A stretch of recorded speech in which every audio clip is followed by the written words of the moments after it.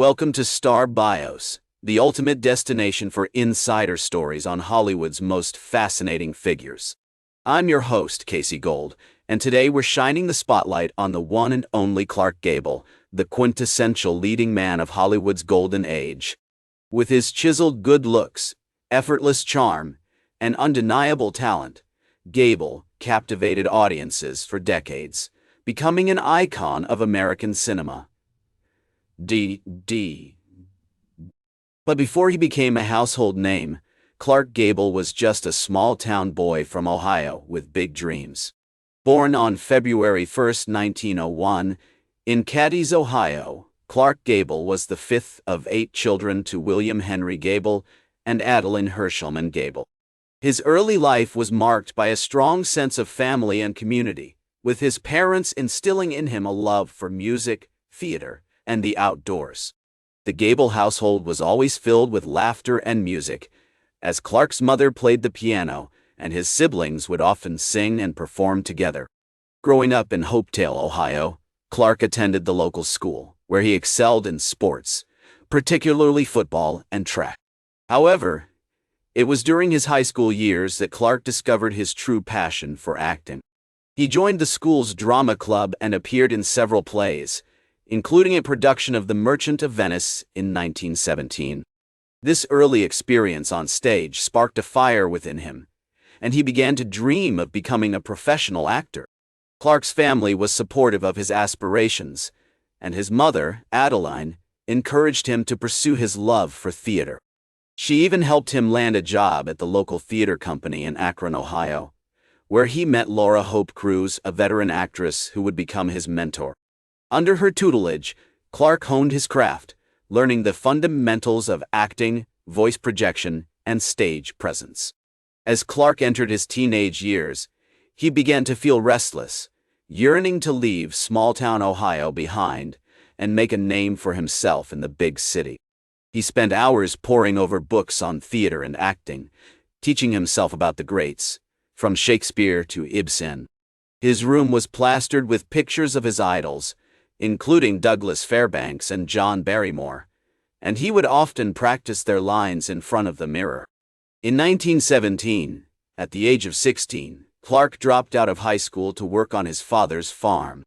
However, he soon grew tired of the physical labor and began taking acting classes at the local theater company in Akron. It was here that he met Laura Hope Cruz, who saw great potential in the young actor and took him under her wing. Under Cruz's guidance, Clark began to develop his skills as an actor, learning how to command a stage and bring characters to life. He appeared in several productions, including The Merry Wives of Windsor and As You Like It, and quickly became known for his charisma and presence on stage. As Clark approached his early 20s, he felt the call of adventure, yearning to leave small-town Ohio behind and make a name for himself in the big city. In 1922, he packed his bags and headed to New York City, determined to become a star of the stage. With his rugged good looks, charismatic personality, and burgeoning talent, Clark Gable was ready to take on the world.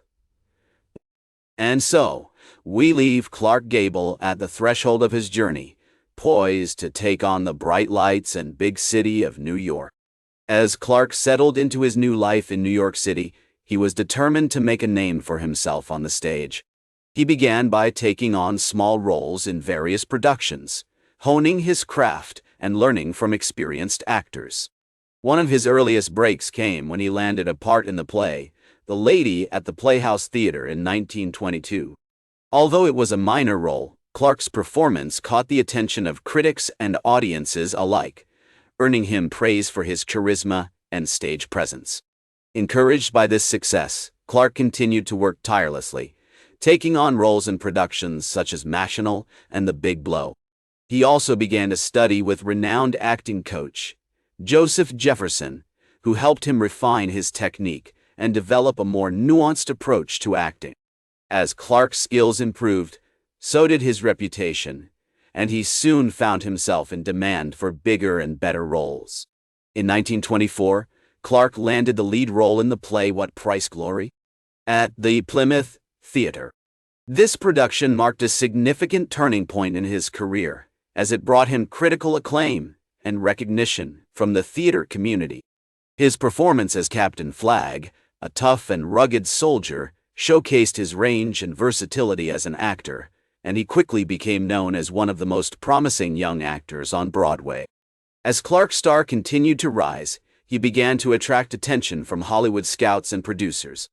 In 1925, he made his film debut in the silent movie, The Plastic Age, followed by roles in North Star and Pantages. Although these early films were not major successes, they provided Clark with valuable experience and exposure, helping him to hone his skills for the talkies that would soon revolutionize the film industry.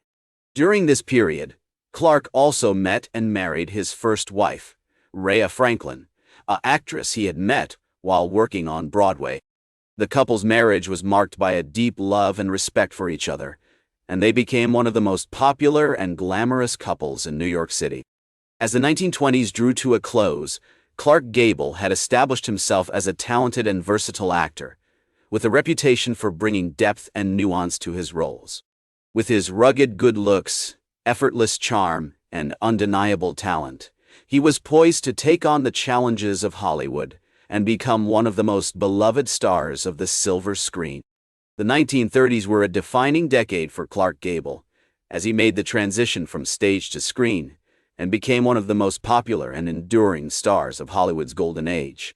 His early film roles, such as The Easiest Way and Dance, Fool's Dance, showcased his charm and charisma on camera, and he quickly became known for his dashing good looks and effortless charm. One of Clark's most iconic roles was as Rhett Butler in the 1939 epic historical romance Gone with the Wind.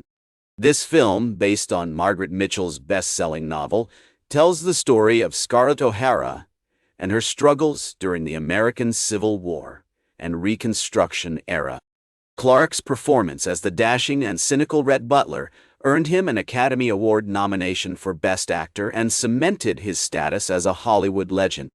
Throughout the 1930s and 1940s, Clark continued to star in a wide range of films, including It Happened One Night, Mutiny on the Bounty, and Honky Tonk. He became known for his versatility as an actor, taking on roles that showcased his dramatic range and comedic timing. His on-screen partnerships with actresses such as Carole Lombard, Jean Harlow, and Myrna Loy are still beloved by classic movie fans today. Clark's personal life was also making headlines during this period. In 1939, he married actress Carole Lombard, whom he had met on the set of No Man of Her Own. The couple's marriage was marked by a deep love and respect for each other, and they became one of Hollywood's most glamorous and beloved couples. Tragedy struck in 1942, when Carole Lombard died in a plane crash while returning from a war bond tour. Clark was devastated by her loss and threw himself into his work, starring in films such as Somewhere I'll Find You and Across the Pacific. He also joined the U.S. Army Air Forces, serving as a lieutenant colonel and flying combat missions in Europe. As the 1940s drew to a close, Clark Gable had established himself as one of the most enduring and beloved stars of Hollywood's golden age. With his rugged good looks, effortless charm, and undeniable talent, he continued to captivate audiences on screen and inspire new generations of actors and filmmakers. That's all for today's Star Bios. Remember to like, share, and subscribe. And until next time, I'm Casey Gold, reminding you to keep shooting for the stars.